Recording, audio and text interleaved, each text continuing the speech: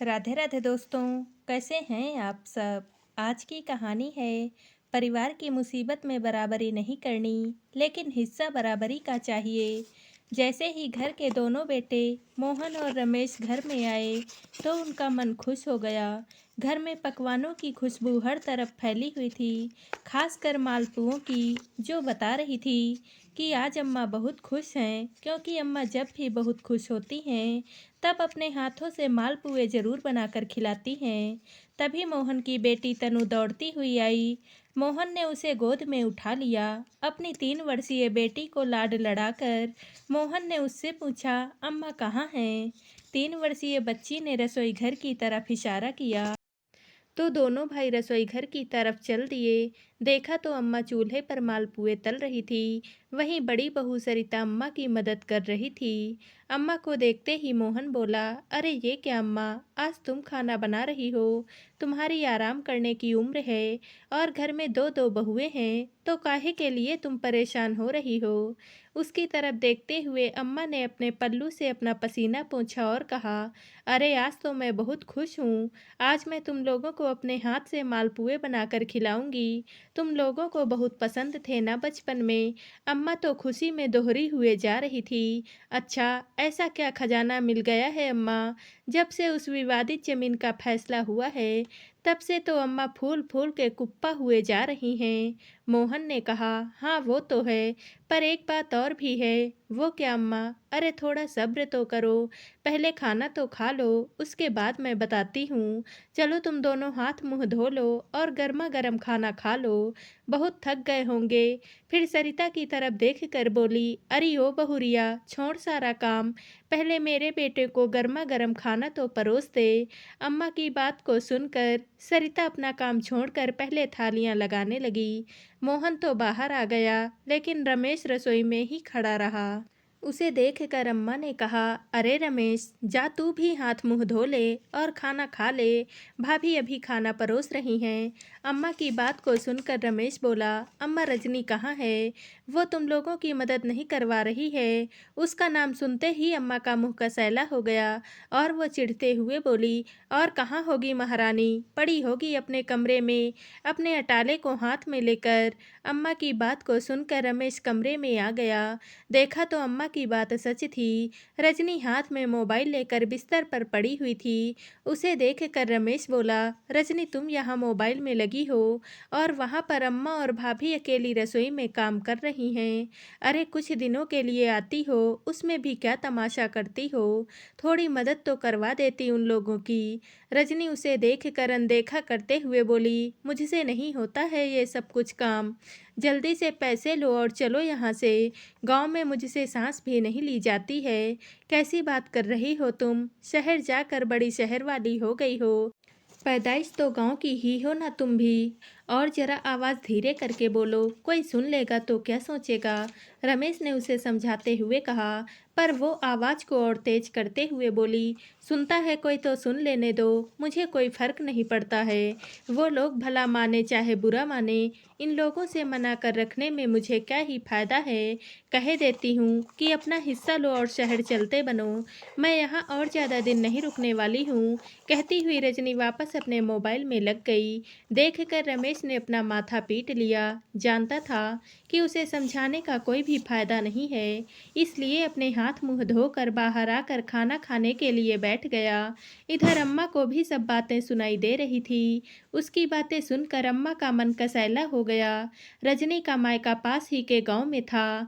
अम्मा जी ने खुद उसे पसंद करके उसकी शादी रमेश से करवाई थी। वो शुरू से ही ऐसी कामचोर रही है, पर फिर भी अम्मा जी और सरिता ने उसे संभाल लिया था।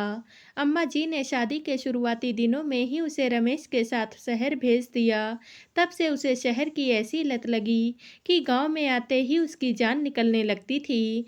एक बार गांव में अम्मा जी के पति की जमीन पर उनके रिश्तेदारों ने जबरदस्ती कब्जा कर लिया था। उसके लिए उन्होंने काफ़ी पुलिस वालों के चक्कर लगाए, लेकिन काम बन ना सका। आखिरकार रिश्तेदार काफ़ी दबंग थे। अब उनसे ज़मीन निकलवानी थी तो कई सरकारी लोगों ने घूस भी मांगी और घूस में 15 लाख रुपए मांगे गए, पर वो पूरी जिम्मेदारी उठा रहे थे कि वो ज़मीन उन लोगों के नाम वापस करवा देंगे। अगर 15 लाख रुपए देकर 70 लाख रुपए की जमीन बचती है तो फिर क्या ही हर्ज है। इसलिए अम्मा जी और दोनों बेटे लग गए पैसों के बंदोबस्त करने में। काफ़ी कोशिश के बावजूद भी सिर्फ 5 लाख रुपए का बंदोबस्त हो पाया। बाकी के पैसों का बंदोबस्त ना हो सका। ऐसे में रमेश ने ही ये आइडिया सुझाया कि क्यों ना दोनों बहुओं के गहने गिरवी रख कर पैसों का बंदोबस्त कर दिया जाए। जब घर पर इस बारे में बात की तो सरिता तो पैसे देने के लिए तैयार हो गई, लेकिन रजनी ना नुकुर करने लगी। जब अम्मा ने उसे डांट कर कहा तब वह अम्मा को जवाब देती हुई बोली, अम्मा जी काहे के गहने मांग रही हैं आप? भला मैंने कोई ठेका ले रखा है आपकी जमीन जायदाद को बचाने का? उसकी बात को सुनकर सब लोग हैरान हो गए। तब अम्मा ने कहा, देख छोटी बहुरिया, हम तेरे माता पिता के दिए हुए गहने नहीं मांग रहे हैं, पर हमने जो गहने चढ़ाए थे वही दे दे। जब जमीन हाथ में आ जाएगी तो उसे बेचकर तेरे गहने वापस से बनवा देंगे। उनकी बात सुनकर रजनी तुनकते हुए बोली, काहे के गहने अम्मा? ससुराल की तरफ से चढ़ाए हुए गहने मेरा स्त्री धन है, उस पर सिर्फ और सिर्फ मेरा हक है, वो भी मैं आपको क्यों दूं? मुझसे बेवजह की कोई भी उम्मीद मत करना। इतना कहती हुई रजनी अपने कमरे में गई और अपना सामान समेट कर मायके के लिए रवाना हो गई। उसके इस कदम से हर कोई हक्का बक्का रह गया। आखिर सरिता ने ही अपने सारे गहने बेचकर पैसों का बंदोबस्त किया, लेकिन फिर भी 3 लाख रुपए कम पड़ गए। तो तनु के नाम से उसके नाना जी ने उसके जन्म पर एफडी करवाई थी, उसे तुड़वा कर बाकी के बचे हुए पैसों का बंदोबस्त किया। बस तब से अम्मा जी को रजनी फूटी आंख नहीं सुहाती हैं। खैर इधर सरिता दोनों भाइयों को गर्मा गर्म खाना परोसने लगी। तभी अम्मा बोली, क्यों रे रमेश, वो महारानी नहीं आई? उसका खाना क्या उसके कमरे में चल कर जाएगा? खाना खाते खाते रमेश के हाथ वहीं रुक गए और वो बोला, अम्मा आप तो उसकी आदत जानती ही हो, फिर भी क्यों उससे उम्मीद करती हो? आप लोग खाना खा लो, मैं खुद उसका खाना कमरे में ले जाऊंगा। हाँ भाई, जोरू की सेवा तो करनी ही चाहिए, चाहे जोरू तुम्हें पूछे भी ना। अम्मा मुंह बिगाड़ते हुए बोली। अम्मा की बात सुनकर मोहन बोला, अम्मा उसे खाना भी खाने दो ना, उसे काहे के लिए परेशान किए जा रही हो? आखिर मोहन की बात सुनकर अम्मा चुप हो गई। खैर सब लोगों ने खाना खा लिया। उसके बाद सब लोग साथ बैठे, लेकिन अभी भी रजनी कमरे से निकलकर बाहर नहीं आई थी। तभी मोहन बोला, देख रमेश, तुझे अर्जेंट में फ़ोन करके शहर से इसलिए बुलाया गया है कि अपनी विवादित ज़मीन बिक गई है। वो तो मैंने तुझे फ़ोन पर ही बता दिया था। अब अम्मा चाहती हैं कि उन पैसों का बंटवारा हो जाए। पैसों के बंटवारे का नाम सुनकर रजनी अपने कमरे के दरवाजे पर आकर खड़ी हो गई। अम्मा ने मोहन की तरफ देखा और इशारा किया, ले देख, ले आ गई। पर मोहन कुछ भी नहीं बोला, बल्कि वो अम्मा से ही बोला, हाँ तो अम्मा बताओ क्या चाहती हो तुम, कैसे बंटवारा करना है?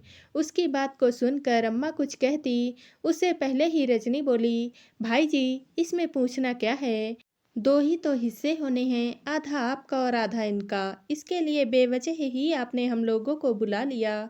आप तो आधा हिस्सा करके पैसे अकाउंट में डाल देते। उसकी बात सुनकर अम्मा बोली, क्यों भाई, आधा आधा हिस्सा क्यों? मेरे हिस्से का क्या? उसे तो पचा जाना चाहते हो? ये बुढ़िया किसके हिस्से में है वो भी बता दे। अम्मा की बात सुनकर रजनी बोली, अरे अम्मा अब तो तुम्हारी उम्र हो गई है, हिस्से का क्या करोगी? 2 वक्त की रोटी ही तो खानी है, 2 बेटे हैं, जहाँ मर्जी हो वहाँ खा लेना। चुप कर बड़ी आई सलाह देने वाली, कौन सा बेटा रोटी खिलाएगा? वो तो मैं बहुत अच्छे से जानती हूँ। अरे जिसका पति ही उसको कमरे में ले जाकर रोटी खिला रहा हो, वो अपनी सास को क्या रोटी खिलाएगी? और हिस्से तो 3 ही होंगे, मुझे मेरा हिस्सा अलग ही चाहिए। मैं अपने बेटों पर बोझ नहीं बनना चाहती हूँ। अम्मा जी बोली तो रजनी मुँह बिगाड़ कर खड़ी हो गई। इतने में रमेश बोला, ठीक है अम्मा, 3 हिस्से चाहती हो तो हम जो 70 लाख रुपए आए हैं उसके 3 हिस्से कर लेते हैं। उसकी बात सुनकर अम्मा बोली, 70 लाख रुपए के नहीं, 60 लाख रुपए के 3 हिस्से होंगे। उसमें से 10 लाख रुपए मैंने खर्च कर दिया। क्या 10 लाख रुपयों को कहाँ पानी पिला दिया अम्मा जी? अचानक रजनी बोली। सब लोग हैरानी से अम्मा की तरफ देखने लगे। आखिर 10 लाख रुपए खर्च देना मायने रखता था। अम्मा कहाँ खर्च कर दिए इतने पैसे? मोहन ने पूछा। 7 लाख रुपए के बड़ी बहू के गहने बनवाए हैं और वही 3 लाख रुपए की तनु की एफडी करवाई है। अम्मा की बात सुनकर जहाँ सब लोग चुप हो गए, वहीं रजनी बिन बारिश के बरस पड़ी। हाय हाय अम्मा जी, इतना दोगलापन क्यों? बड़ी भाभी ही आपकी बहू है क्या? मैं आपकी बहू नहीं थी जो उनके लिए गहने बनवा लिया, मेरे लिए नहीं। और तनु की एफडी क्यों? कल को हमारे बच्चे होंगे तो उनके लिए भी क्या आप एफडी करवाओगी? फिर रजनी रमेश की तरफ देख कर बोली, लो देख लो, ये है तुम्हारी अम्मा जी, जो 2 बेटों में भी 2 भात करती हैं। एक को सिर आंखों पर बिठा कर रखती हैं और दूसरे की इज्जत धूल के बराबर भी नहीं है। इनकी पत्नी और बेटी के लिए इतना कुछ और मेरे लिए कुछ भी नहीं। उसकी बात को सुनकर अम्मा जी बोली, क्यों छोटी बहुरिया, आज तो दोनों बहुएं बराबरी पर आने की बात कर रही हो। भूल गई जब इस जमीन को बचाने के चक्कर में घूसखोरों को घूस देनी पड़ रही थी, उस समय हमारे पास पैसे तक नहीं थे। जब तुम अपना स्त्री धन लेकर यहाँ से अपने मायके के लिए रवाना हो गई थी, तब यही बड़ी बहू थी जिसने अपने सारे गहने गिरवी रख कर पैसों का बंदोबस्त किया था। यहाँ तक कि पैसों की कमी फिर भी रह जाने पर अपनी बेटी की एफडी तक तुड़वाई थी, जो उसके नाना जी ने उसके जन्म पर करवाई थी। तब बराबरी याद ना आई थी। आज जमीन का हिस्सा तो लेने के लिए चली आई हो तुम, उस समय जमीन बचाने के लिए तुमसे तुम्हारा स्त्री धन ना निकला।